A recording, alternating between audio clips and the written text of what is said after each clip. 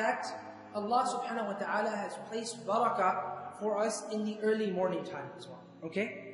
That's what the Prophet sallallahu alaihi wasallam said. بُورِكَ لِأُمَّتِي فِي بُكُورِهَا. Allah subhanahu wa ta'ala has placed barakah for my nation within the early morning times.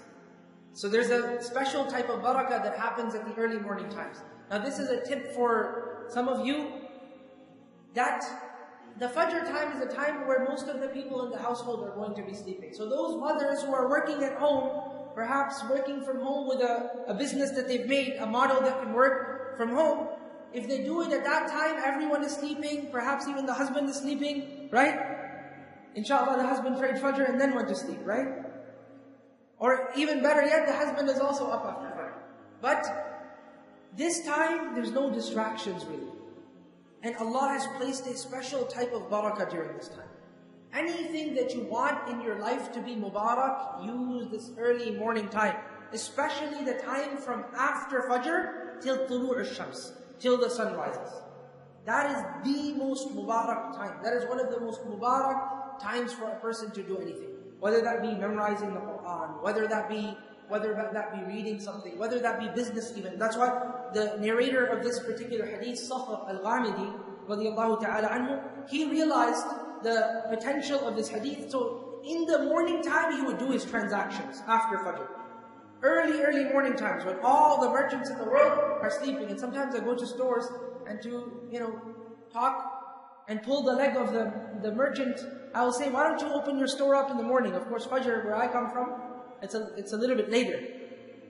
So I say, why don't you open it up around 6 o'clock, This is 6 o'clock, no one will be here. Then I tell them this hadith. Even if no one is here, Allah subhanahu wa ta'ala will place barakah. Who's going to be there even in the modern society? People are sleeping. Sometimes in Medina, Fajr becomes really early. Some people are going to go to sleep. Not everybody is going to be practicing this. He realized to practice. So in the morning time, he would conduct all of his transactions right in the early morning. So the Sahaba, they said that فَكَثُرَ مَالُهُ وَأَثْرَى. His wealth became very much, and he became very, very wealthy.